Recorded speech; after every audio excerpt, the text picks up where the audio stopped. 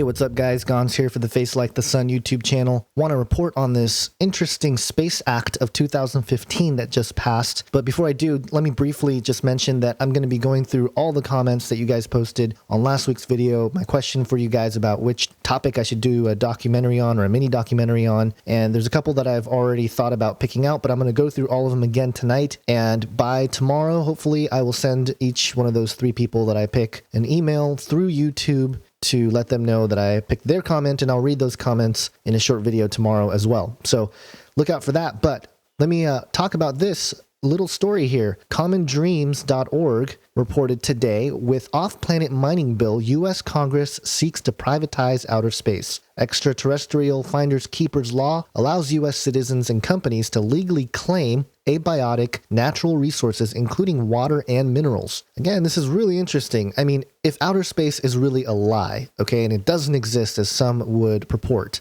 then the lie is so thick that, you know, this kind of thing is just to keep peddling this one big lie. But if it's not a lie in terms of there actually being in outer space, then it's really interesting that, again, governments and corporations are trying to own everything, which they already pretty much do terrestrially. Now they're trying to do it extraterrestrially. In this article, it states here, in a bipartisan bid to encourage commercial exploitation of outer space, the U.S. Senate this week unanimously passed the Space Act of 2015, which grants U.S. citizens or corporations the right to legally claim non-living natural resources, including water and minerals mined in the final frontier. The legislation, described in IGN's Jenna Pitcher as a celestial finders keepers law, could be a direct affront to the international treaty that bars nations from owning property in space. The bill will now be sent back to the House of Representatives, which is expected to approve the changes, and then on to President Barack Obama for his anticipated signature. Pitcher continued, quote, "A new Space Act allows ventures to keep and sell any natural resources mined on planets, asteroids, and other celestial bodies. Commercial operations could reap trillions of dollars from mining precious metals like platinum, common metallic elements such as iron, and water, the oil of space." The vote was celebrated by the Google-backed asteroid mining company Planetary Resources, which lobbied hard for the legislation and says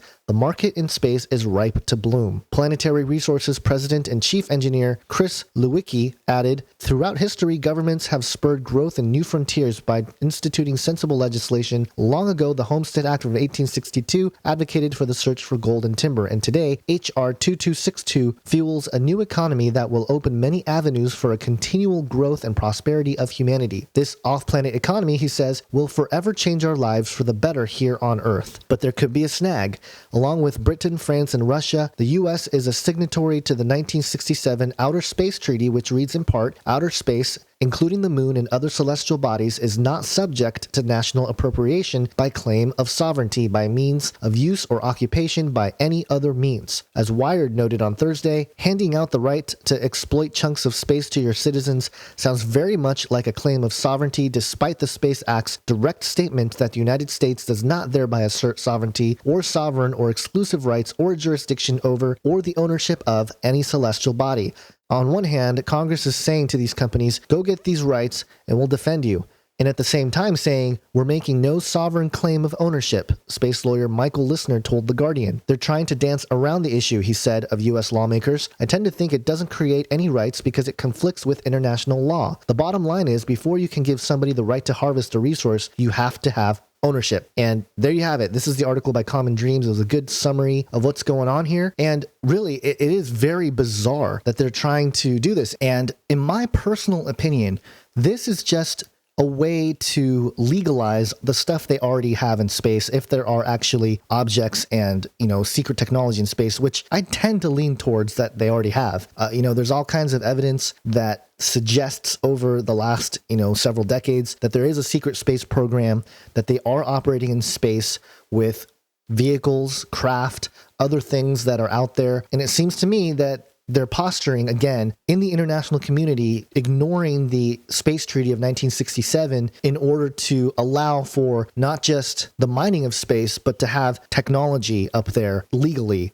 Because I think right now some of the technology they have up there is somewhat illegal in terms of the international space laws. So that's just my opinion on it. I think the government knows, and the Illuminati and all them, they know that this whole thing about extraterrestrials, there's already been kind of a soft disclosure. Anybody paying attention to this subject, they're being bombarded by programs on television, podcasts, YouTube channels, all kinds of stuff talking about these topics in terms of not just the secret space program, but extraterrestrials, which is ultimately the big prize, if you will, when it comes to this subject matter. So I think they're really just preparing us for that whole thing, that whole deception. And again, it's all posturing. It's all getting set up, and we're constantly seeing more and more being built in this direction. And so as Christians, we have hope in Christ.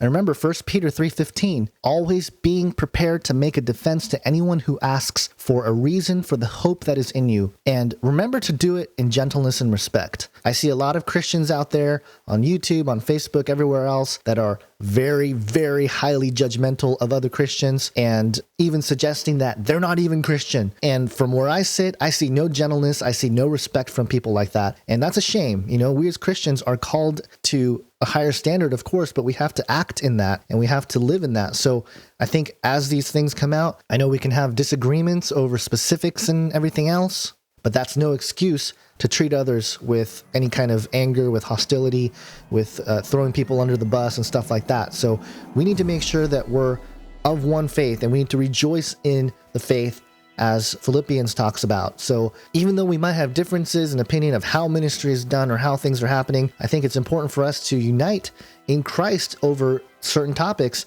especially something like this, where effectively the biggest thing that's going to start shaking is faith in Christianity, especially because, of course, the Catholic Church is already preparing a large portion of Christians to accept this extraterrestrial thing. And for those of us looking at it from a different angle, from biblical prophecy and everything else, we see this whole thing as a deception coming. So, you know, we have to really stand together on this and not be divided over it. So let me know your thoughts about the H.R.2262 Space Act of 2015 and what you think is part of this agenda.